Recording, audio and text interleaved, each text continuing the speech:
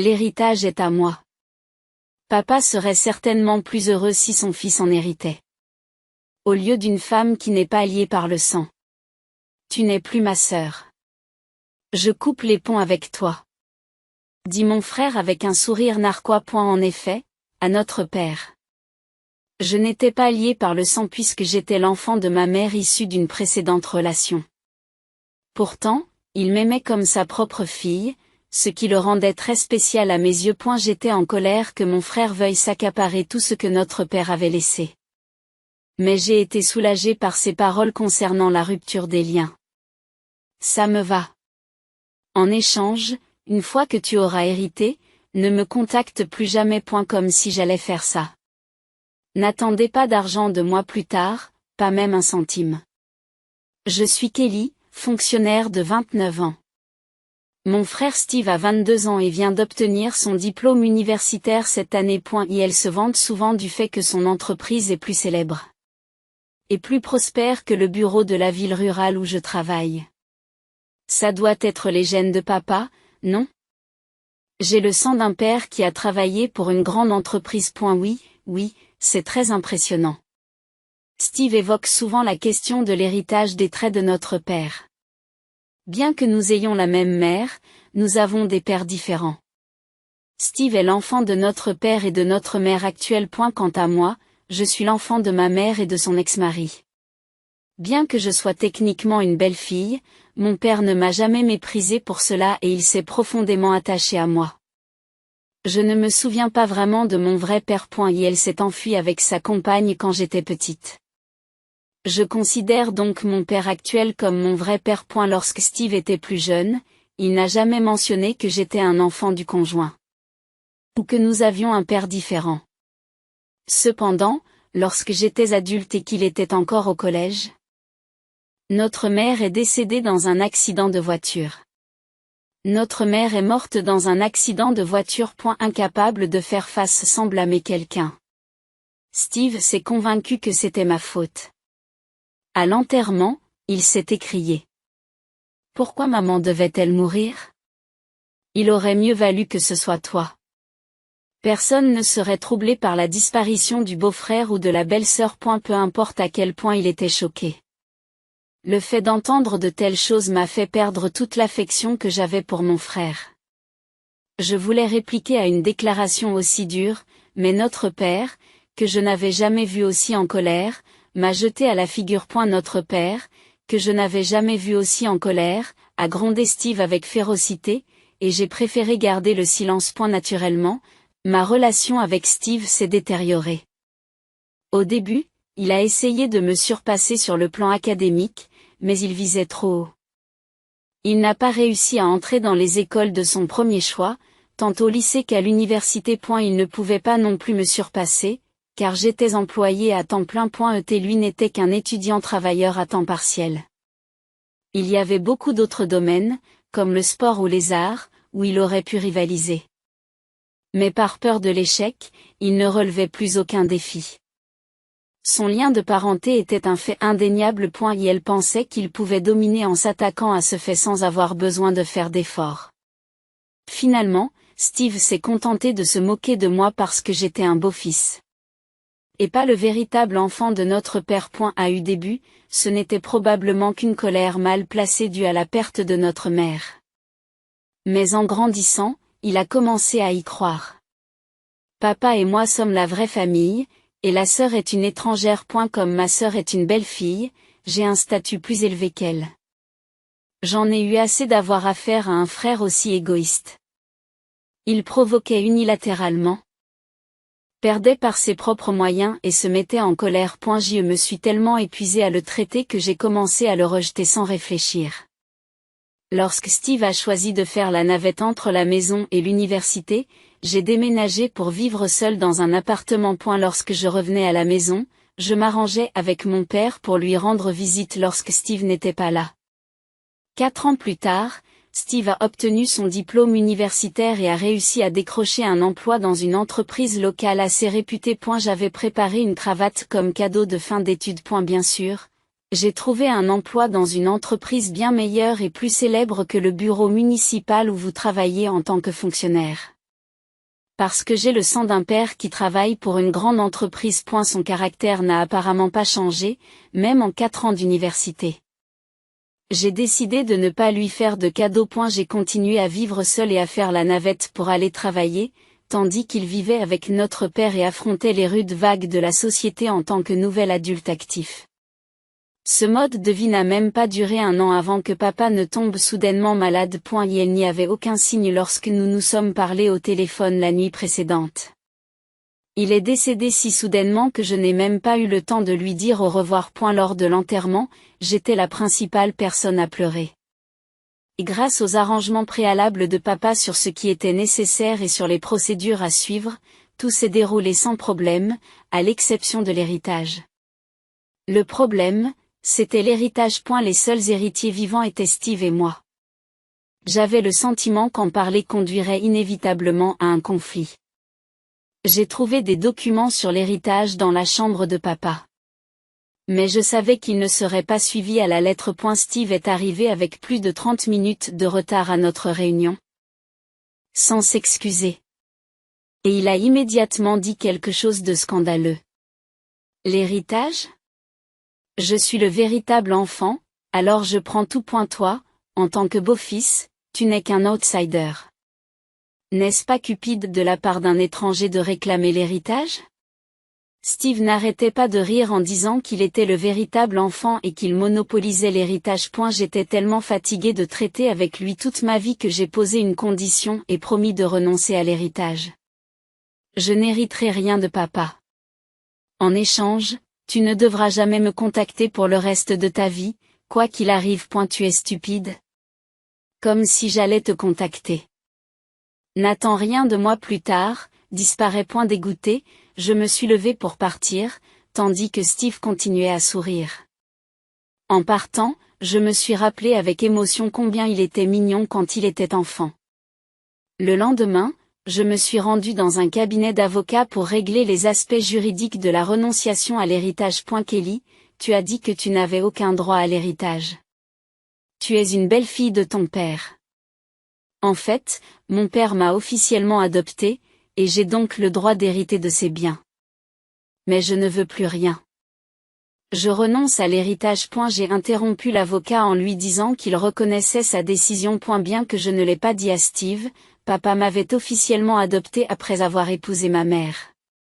Par conséquent, même si nous n'étions pas liés par le sang, nous étions vraiment parents et enfants. J'étais au courant de tout ce que papa possédait grâce à l'enquête sur la succession. Pourtant, je voulais éviter les complications liées au fait d'être considéré comme un beau-fils ou une belle-fille. Ou d'enfant légitime, j'avais donc choisi de tout abandonner. 1 mois plus tard, l'avocat m'a informé que le tribunal des affaires familiales avait accepté ma renonciation à l'héritage. À contre-séure, j'ai contacté Steve. Bonjour.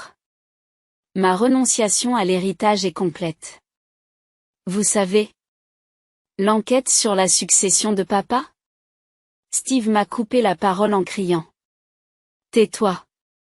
J'ai compris que tu as renoncé à l'héritage. Arrête de te comporter comme une vraie sœur et ne me contacte plus jamais.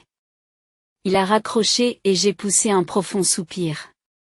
Savoir que Steve finirait par venir pleurer me rendait encore plus mal à l'aise. 3 mois ont passé, et j'ai commencé à recevoir de nombreux appels et courriels de Steve. À contre-séure, j'ai répondu au téléphone et j'ai entendu sa voix épuisée. Tu sais quoi ? J'ai besoin d'emprunter de l'argent. Papa avait des dettes. Je n'arrive pas à faire face au remboursement. J'ai aussi utilisé les économies de papa, mais ce n'est pas suffisant. Qu'est-ce qu'il y a ? Bien sûr, papa avait des emprunts à rembourser, mais si tu avais utilisé toutes ces économies, ça n'aurait pas dû être aussi grave. Lorsque j'ai répondu de cette façon, Steve a hurlé à son tour. Tu étais au courant ? Est-ce que tu m'as refilé la dette en sachant tout cela ? J'avais pris connaissance de la situation financière de mon père, y compris de ses dettes importantes. Cela faisait partie de mon processus de renonciation géré par l'avocat. J'avais essayé d'informer Steve, mais il avait coupé toute communication, alors j'en étais resté là. Comme prévu, il est venu me voir en larmes. Certes, papa travaillait pour une grande entreprise. Mais pouvez-vous imaginer à quel point il était difficile de vous envoyer au lycée et à l'université? Il y avait l'assurance scolaire et l'assurance vie de maman. Mais des choses comme la maison et la voiture ont dû être payées avec des prêts. Je ne suis pas ta sœur, n'est-ce pas? Tu devrais parler au prêteur hypothécaire ou à l'avocat plutôt qu'à moi, une personne extérieure. De quoi parlez-vous? Ne vous préoccupez pas des petites choses. D'ailleurs, je te traite comme une sœur même si tu n'es qu'une belle fille. Alors réjouis-toi. Allez, Kelly, donne-moi de l'argent. Furieuse de sa voix suffisante. Je raccroche brutalement et bloque le numéro de Steve. Il ne savait pas où je vivais seule. Et je n'avais laissé aucun indice sur mon domicile chez Steve. Par sécurité. J'ai même acheté un nouveau téléphone portable, pensant que cela arrêterait ses appels, mais je me trompais. Kelly, s'il te plaît, j'ai besoin d'argent. Sinon, je ne pourrai pas survivre. Steve a commencé à se présenter au bureau municipal où je travaille. Contrairement à l'époque où il se comportait de manière arrogante avec moi, il semblait maintenant sincèrement affligé. Il m'a rendu visite à plusieurs reprises. Et elle ne venait que pendant les pauses déjeuner, ce qui semblait indiquer qu'il quittait son travail en cachette.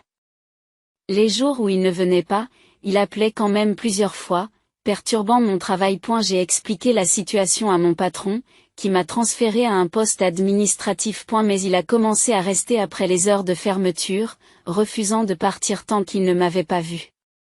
Après le travail, je l'ai surpris en train de m'attendre et je l'ai traîné jusqu'au parking. Arrêtez.